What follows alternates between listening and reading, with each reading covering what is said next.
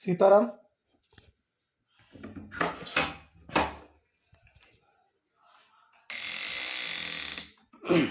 आप सभी साधकों का मेरे लाइव में स्वागत है। ज़्यादा से ज़्यादा लोग लाइव में जुड़े, यही आशा करते हैं। जब तक लोग जुड़ते हैं तब तक ज़्यादा से ज़्यादा लोगों को हम इनवाइट करते हैं हमारे इस लाइव में। सभी लोग जुड़े रहे। लाइव में हम सभी को इनवाइट कर रहे हैं। माँ भगवती की कृपा आप सभी के ऊपर बनी रहे।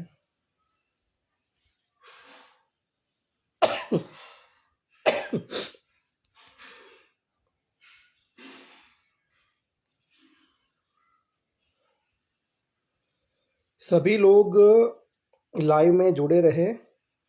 हम ज़्यादा से ज़्यादा लोगों को लाइव के लिए इनवाइट कर रहे हैं और ज़्यादा से ज़्यादा लोग इस लाइव में जुड़े। लाइव में जुड़कर आज का जो विषय है वो विषय है षटकर्म के रिलेटेड। षटकर्म प्रक्रिया क्या है, षटकर्म क्यों आवश्यक है और षटकर्म का आधार क्या है, षटकर्म का प्रक्रिया क्या है, षटकर्म कैसे होता है, उसके लिए कौन सी साधना सिद्ध करनी चाहिए, इस विषय में आज हम चर्चा करेंगे। मेरे लाइव में आप सभी साधकों का मैं हार्दिक स्वागत करता हूं। ज़्यादा से ज़्यादा लोग मेरे लाइव में जुड़े ऐसी कामना करता हूं। यहाँ नीचे पर लिंक दिया हुआ है। आप सभी लोग अपना कीमती समय निकालकर लिंक को सभी जगह शेयर करिए, ग्रुप में शेयर करिए, अपने व्हाट्सएप ग्रुप में शेयर करिए, अपने फेसबुक ग्रुप में शेयर करिए, अपनी आईडी पर शेयर करिए, जिससे ज़्यादा से ज़्यादा लोग लिंक के माध्यम से इस लाइव में जुड़ सकेंगे। अब आप सभी का ज़्यादा वक्त ना लेते हुए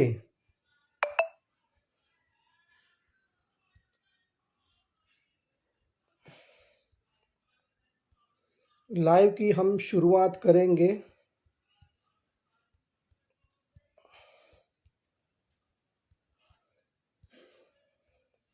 कुछ और लोगों को इनवाइट कर रहे हैं जिससे लाइव में वो सभी लोग जुड़ जाए।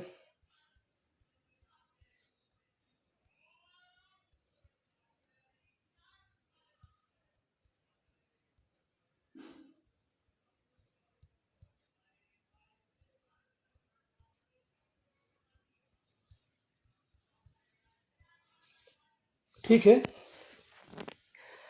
जितने लोगों को लाइव में जोड़ना आवश्यक था उतने लोगों को हमने लाइव में जोड़ दिया है। सबसे पहली बात ये बता दूं कि जो लोग लाइव में उपस्थित हुए हैं वो लोग ही ये वीडियो देख पाएंगे। बाद में ये वीडियो आप नहीं देख सकते। बिहारी लाल जी आपको सीताराम। और जितने भी साधक लाइव में जुड़े हैं उन सभी साधकों को मेरा जय श्री सीताराम। सबके ऊपर माँ भगवती की दया दृष्टि बनी रहे। विषयांतर ना करते हुए आज का जो लाइव है उसके विषय में चर्चा करते हैं। लाइव का विषय है षटकर्म। षटकर्म क्या है, षटकर्म कैसे किए जाए। तो सबसे पहले ये समझते हैं कि षटकर्म क्या है। तो ज़्यादातर साधक षटकर्म के विषय में जानते हैं, क्योंकि अभी समग्र तंत्र फेसबुक पर आ गया है, समग्र तंत्र व्हाट्सएप पर आ गया है, समग्र तंत्र यूट्यूब पर आ गया है। यूट्यूब में आपको षटकर्म के रिलेटेड हजारों वीडियो मिलेंगे। व्हाट्सएप पर आपको षटकर्म से रिलेटेड हजारों वीडियो मिलेंगे। फेसबुक पर आपको षटकर्म से रिलेटेड बहुत सारी साधनाएं मिल जाएगी। सारा का सारा जो भी है वो सभी फेसबुक पर, व्हाट्सएप पर और यूट्यूब पर आ गया है। इसलिए छोटे से छोटा बच्चा भी षटकर्म के विषय में जानता है। षटकर्म क्या है? तंत्र ग्रंथों में, तंत्र शास्त्र में जिस 6 पद्धतियों के द्वारा एक विशिष्ट कर्म किया जाता है उसको उसको षटकर्म बोलते हैं। जैसे कि वशीकरण, सम्मोहन, उच्चाटन, स्तंभन, विद्वेषण, शांतिकरण। इन सब में मुझे जो सबसे प्रिय है वो है शांतिकरण। मुझे शांतिकरण नाम का षटकर्म सबसे प्रिय है।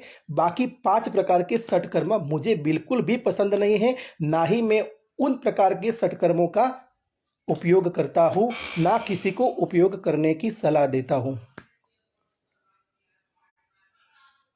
क्योंकि बाकी के जो 5 कर्म है ये किसी ना किसी रूप में व्यक्ति को प्रताड़ित करने के लिए बनाए गए हैं, और एक जो कर्म है वो जो लोग इन 5 कर्मों से प्रताड़ित हैं उनसे मुक्त करने लिखे बना गया है। तंत्र एक पूरा विशिष्ट आवरण है। आप एक बात को समझिए कि षटकर्म का निर्माण किया, उसमें क्या किया कि 5 कर्म ऐसे किए कि जिसमें सभी को प्रताड़ित करो, और एक कर्म ऐसा कर दिया कि उसके माध्यम से जो जो प्रताड़ित है उनको आप मुक्त कर सकते हो। पूरा सिस्टम सेट किया हुआ है। मतलब तंत्र कहता है कि पहले सबको प्रताड़ित करो और फिर उसको मुक्त करो। वास्तव में तंत्र ऐसा नहीं कहता है। तंत्र तो यही कहता है कि अपने कर्म के हकदार आप हो। आप जो कर्म करेंगे उसका फल आपको मिलेगा। अगर आप बंदूक चलाओगे तो गोली लगेगी, मगर खून का आरोप आपके ऊपर ही आएगा। ये तंत्र है। इस बात को समझ लीजिए। तंत्र का मतलब है आप जो करोगे बिल्कुल वैसा ही घटित होगा। तंत्र आपके आधार पर चलता है। आप जो घटित करना चाहते हैं वो तंत्र के माध्यम से आप घटित कर सकते हैं। मगर एक बात को याद रखना कि आप घटित वही करें जो आपके हित में हो। वो घटित मत करिए जो आपके हित में नहीं है। बाद में वो होगा जिसके बारे में आपको बहुत सोच विचार करना पड़ेगा। इसीलिए तंत्र को सही अर्थ में समझे और उसका उपयोग करें। ये मैं इसलिए बता रहा हूं कि हम एक बहुत ही गंभीर विषय पर बात कर रहे हैं। षटकर्म कोई साधारण विषय नहीं है। षटकर्म कोई साधारण विषय नहीं है। और लाइव के माध्यम से षटकर्म समझाना या फेसबुक के माध्यम से षटकर्म समझाना ये कोई पॉसिबल वाली चीज़ नहीं है। या ऐसा नहीं हो सकता कि मैं यहाँ पर फेसबुक लाइव में षटकर्म के विषय में आपको समझा दिया और आप सबको षटकर्म आ गया। ऐसा कुछ भी नहीं है।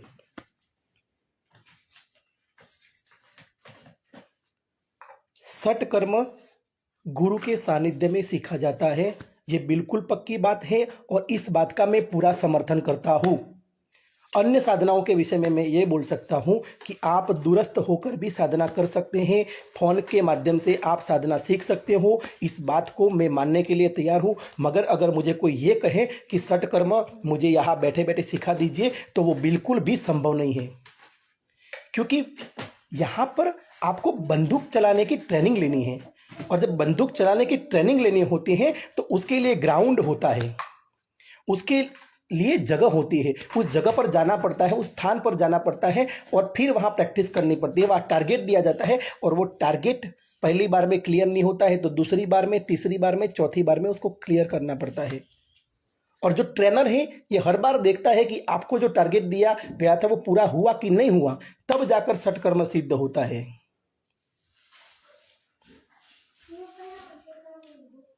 हम भ्रमित करने वाली बातें हमें करनी ही नहीं है। हम भ्रमित करने वाली बातें क्यों करेंगे? लोगों को क्यों भड़काएंगे? कि मैं तुम्हें सटकर्म सिद्ध करवा दूंगा, मैं तुम्हें सटकर्म सिखा दूंगा। सटकर्म केवल और केवल गुरु के सानिध्य में सिखा जा सकता है। आमने सामने दो व्यक्ति रहेंगे तब गुरु अपने शिष्य को सिखा सकते हैं। ये आमने सामने सीखने वाली प्रक्रिया है, ये बिल्कुल भी फोन पर सीखने वाली प्रक्रिया नहीं। इस बात को समझ लेना। अगर आपको कोई फोन पर सटकर्म सिखा रहा है तो वो आपको सटकर्म नहीं सिखा रहा है, वो आपको लॉलीपॉप दे रहा है जिसको आप खाते जाओगे मगर आपका कुछ नहीं होगा।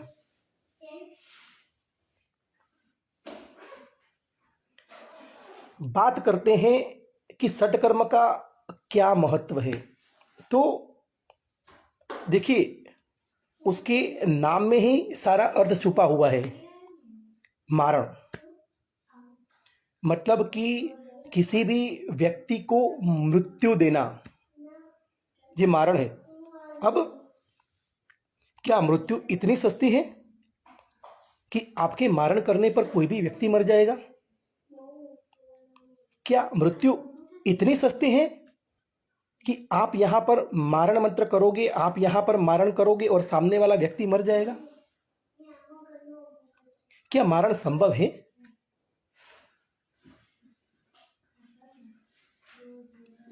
बहुत सारे लोगों ने इस विषय तो घटित होते हुए देखा नहीं होगा। मैंने इस विषय को घटित होते हुए देखा है कि यहां पर साधना कर रहे हैं और वहां पर उस व्यक्ति का मारण हो चुका है। मगर ये संभावना है कितनी है?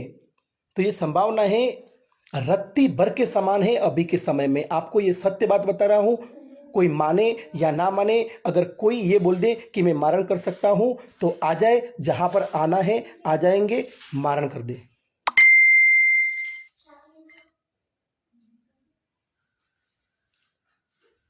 बहुत ही कम संभावनाएं हैं इसकी कि कोई व्यक्ति किसी व्यक्ति का मारण कर देगा, क्योंकि मारण कोई छोटा मोटा विषय नहीं है। और ये जो एंग्री रिएक्शन कर रहे हैं शायद वो मारण के कलाकार हैं। मुझे समझ में नहीं आ रहा कि एंग्री रिएक्शन कोई क्यों कर रहा है, ऐसा क्या बिगाड़ दिया आपका जो आप एंग्री रिएक्शन कर रहे हैं। तो जो भी एंग्री रिएक्शन वाले भाई साहब हैं उनको एक सलाह है कि एंग्री रिएक्शन ना करें और पोस्ट को ज़्यादा से ज़्यादा शेयर करें। हम आपको कुछ सिखाने के लिए आए हैं, आपका समय बर्बाद करने के लिए तो नहीं आए ना। और अगर समय बर्बाद हो रहा है तो लीव हो जाइए यहां से। मगर सत्य ही तो बताना पड़ेगा ना, झूठ से कब तक चलेगा। तो मारण है किसी भी व्यक्ति की मृत्यु करना। अब इसमें बहुत सारी संभावनाएं हैं, मेरी बात को याद रखना। जब आप कोई व्यक्ति का मारण करते हो तो वहाँ बहुत सारी चीजें देखी जाती है। सामने वाले व्यक्ति के पास कौन सी शक्तियां है, ये सबसे पहले देखा जाता है। उस व्यक्ति के पास कौन सी शक्तियां है, वो चीज देखी जाती है मारण में। वो किस शक्ति का उपासक है वो देखा जाता है मारण में। जब आपको किसी का मारण करना है तो उसके पास कौन सी शक्तियां हैं, वो किस शक्ति का उपासक है, किस देवता का उपासक है, वो देखा जाता है। तीसरा चीज देखा जाता है कि उसकी प्राण ऊर्जा कितनी तीव्र है, उसकी प्राण ऊर्जा कितनी उच्च कोटि की है, या उसकी प्राण ऊर्जा निम्न कोटि की है या उच्च कोटि की है, वो तय किया जाता है। चौथी प्रक्रिया, उस व्यक्ति के घर पर,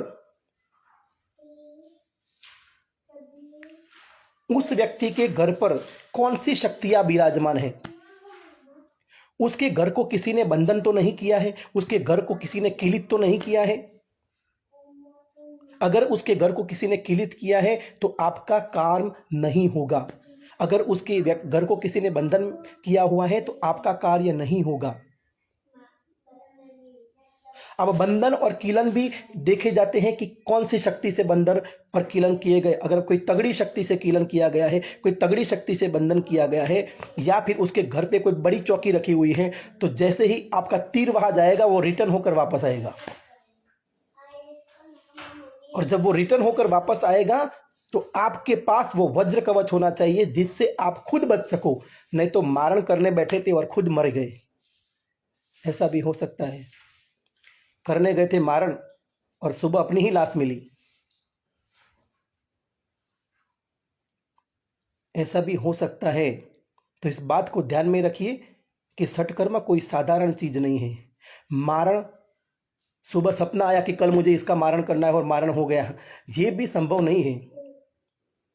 ये त्वरित विचार आया और मारण हो गया, ये संभव नहीं। दूसरा, चाहे कोई कितना भी पापी है, चाहे कोई कितना भी गलत आदमी है, चाहे कोई कितना भी कैसा भी व्यक्ति है, अगर आप किसी व्यक्ति के ऊपर मारण करते हो तो उसका कर्मफल आपको अवश्य भुगतना पड़ेगा पड़ेगा पड़ेगा।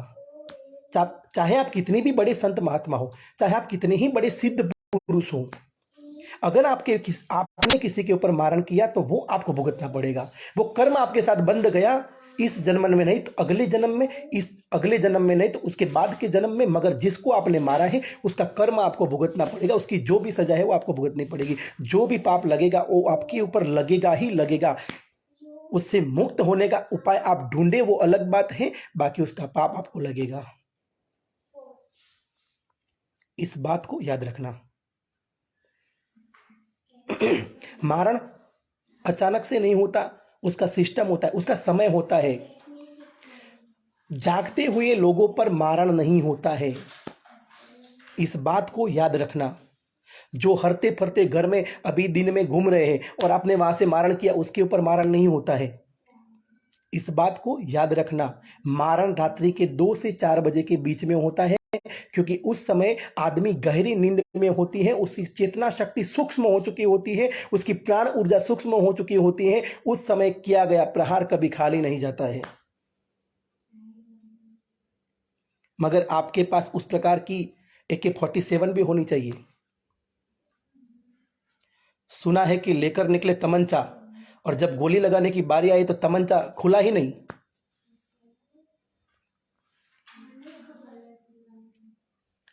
तो इस बात को याद रखिए कि मारण किस प्रकार होता है। मैं कोई मारण सिखाने के लिए नहीं बैठा हूं, कुछ जरूरी चीजें बताने बैठा हूं, उसका जो रहस्य है वो बताने बैठा हूं।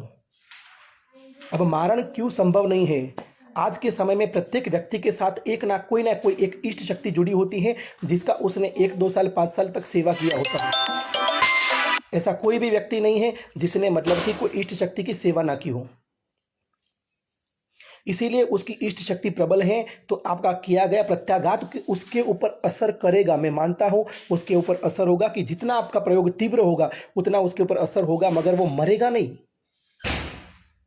उसका एक्सीडेंट हो जाएगा, उसे दिक्कत होगी, वो बीमार हो जाएगा, उसे कोई और दिक्कत होगी, मगर उसका असर होगा, मगर वो मरेगा नहीं। इस बात को याद रखना, क्योंकि इष्ट शक्ति उसकी प्रबल है, वो उसको जिंदा रखेगी, उसको मरने नहीं देगी। इसलिए मारण इतना आसान काम नहीं है।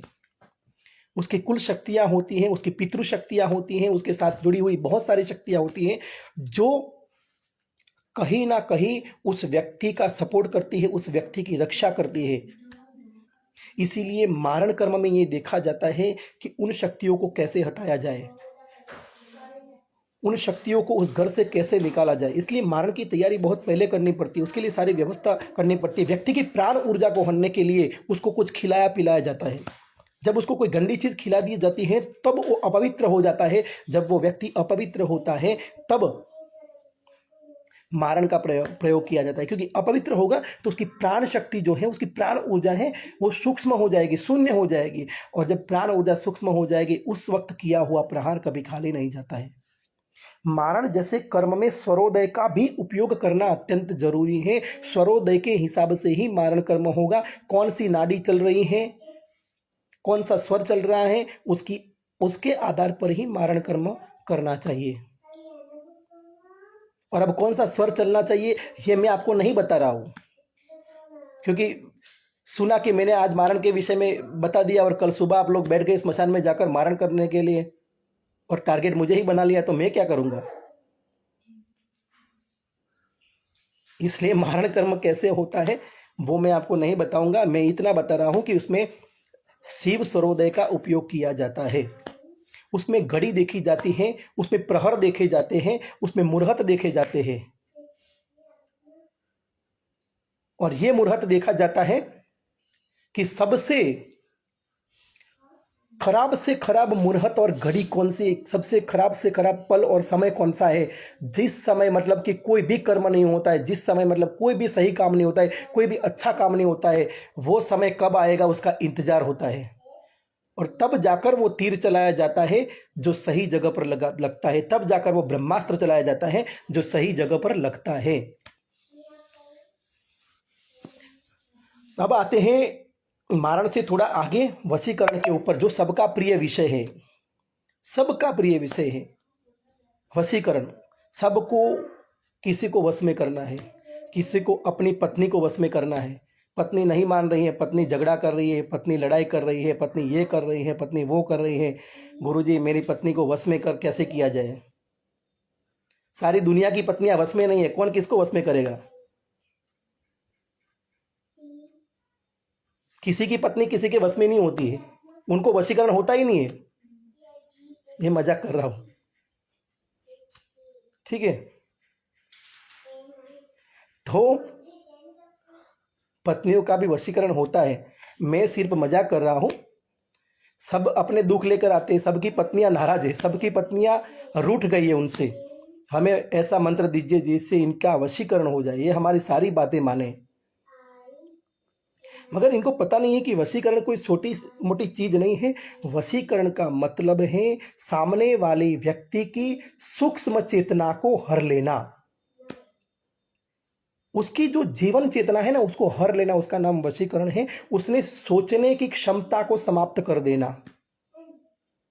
जब किसी व्यक्ति का सही में वशीकरण होगा ना, मैं आपको सत्य बता रहा हूं, जब किसी व्यक्ति का सही में वशीकरण होता है तो उसकी चेतना शक्ति शून्य हो जाती है। न वो सोच सकता है, न वो कोई कुछ बोल पाता है, न उसके पास दिमाग होता है, न अपनी बुद्धि होती है। आप उसे कहोगे बैठ जाइए तो वो बैठ जाएगा, आप उसे कहोगे कि खड़े होइए वो खड़ा होएगा, आप उसे कहोगे यहाँ चलिए वो वहाँ चलेगा, आप जहाँ उसको लेकर जाओगे वो वहाँ चलेगा। उसको बोलते हैं वशीकरण, उसको बोलते हैं रोबोट बनाने की प्रक्रिया। वो बन जाएगा रोबोट। फिर आप जिस इशारे पे उसको नचाओगे उस इशारे पर वो नाचेगा। आप रिमोट कंट्रोल दबाओगे, उसके ऊपर अलग अलग चैनल आएगी।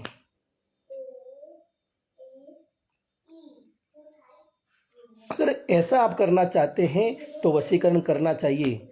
अपनी पत्नी को ऐसा बनाना चाहते हैं कि आप क्या ये चाहते हैं कि आपका जो प्रियजन है, जो आपसे प्रेम करता है, आप जिससे प्रेम करते हो, वो ऐसा हो जाए कि आपके रोबोट की तरह काम करे, आप उसको जैसा बोलोगे वैसा करे। लड़ाई झगड़ा सब परिवारों में होता है, मन मुटाव सब परिवारों में होता है। मैंने बहुत सारे केस देखे, मुझे ये समझ में नहीं आता है कि छोटी छोटी बातों को लेकर लोग वशीकरण करवाने के लिए आ जाते हैं, छोटी छोटी बातों को लेकर लोग सम्मोहन कराने के लिए आ जाते हैं। मैं एक उदाहरण देता हूँ। एक लड़का था मेरे पास आया और उसकी वाइफ दूसरी जगह पर जॉब कर रही थी। अब जब उसकी वाइफ दूसरी जगह पर जॉब कर रही थी, तो गवर्नमेंट जॉब थी, लड़का यहाँ प्राइवेट में जॉब कर रहा था।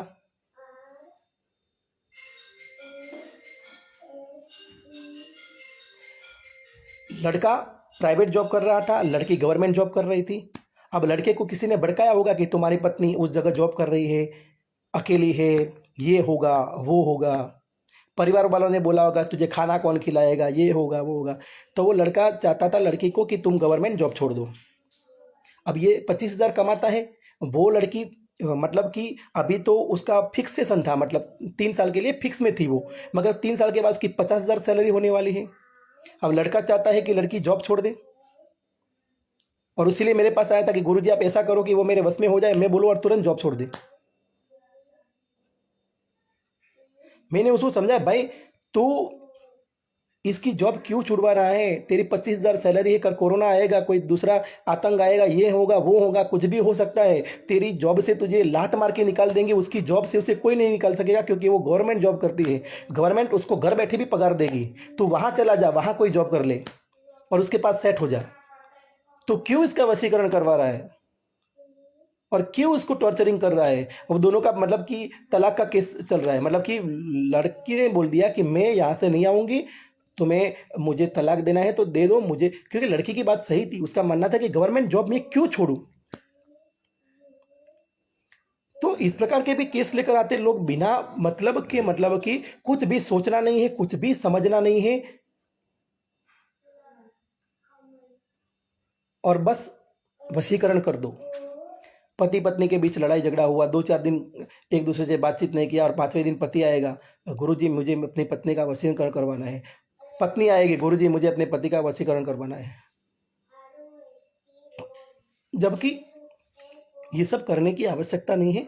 थोड़ा अंडरस्टैंडिंग, एक दूसरे को समझना, बातचीत करना, तो इस छोटे से प्रॉब्लम का सॉल्यूशन अपने आप आ जाता है। आप ही सबसे बड़े वशीकरण के बेताज बादशाह हो, आप खुद कर सकते हो। उसके लिए मेरी आवश्यकता या किसी और की आवश्यकता नहीं है। एक दूसरे को समझिए, अपने अहम को छोड़ दीजिए। अगर झुकना पड़े तो झुक जाइए। कई बार झुका हो, ऐसा कई लोग बोलते हैं कि मैं तो कई बार झुका हूं, एक और बार झुक जाइए, और 2-3 बार झुक जाइए। क्या फर्क पड़ने वाला है? वो आपका प्रिय है ना, उससे आप प्रेम करते हो, तो झुक जाइए।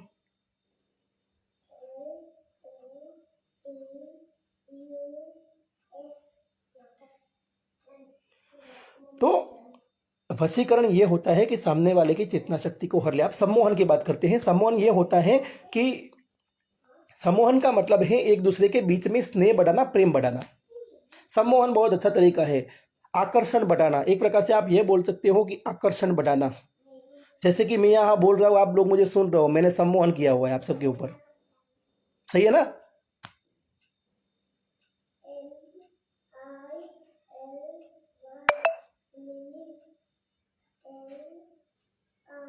तो मैंने आप सबके ऊपर सम्मोहन करके रखा हुआ है। यहाँ स्क्रीन पर मैंने सम्मोहन लगा दिया है। आबरा का डाबरा बोला और सबका सम्मोहन हो गया, और आप लोग मेरे कंट्रोल में हो अभी। सम्मोहन का मतलब होता है एक दूसरे के प्रति आकर्षण बढ़ाना। इसमें कोई बुद्धि नहीं हरी जाती है। सामने वाले की चेतना शक्ति वैसी ही रहती है। सामने वाला व्यक्ति सोच भी सकता है, सामने वाला व्यक्ति समझ भी सकता है, उसके पास सब कुछ होता है, मगर कुदरती उसका आकर्षण आपके प्रति बढ़ जाता है। आपने सम्मोहन किया तो उसका आकर्षण आपके प्रति बढ़ जाएगा। आपने सम्मोहन प्रयोग किया तो वो आपके प्रति ज़्यादा अट्रैक्ट होगा। चाहे आप अच्छे दिखते हो या नहीं दिखते हो, चाहे आपके पास कोई नॉलेज है या नहीं है, मगर उसका एक प्रकार का खिंचाव होगा आपकी तरफ। उसको सम्मोहन बोला जाता है। और सम्मोहन और वशीकरण में ये अंतर है। मैंने आपको समझा दिया। अब आप समझिए कि आपको सम्मोहन करना चाहिए या वशीकरण करना चाहिए। मेरे हिसाब से सम्मोहन का प्रयोग सब लोगों को करना चाहिए। सभी साधकों को सम्मोहन का प्रयोग करना चाहिए।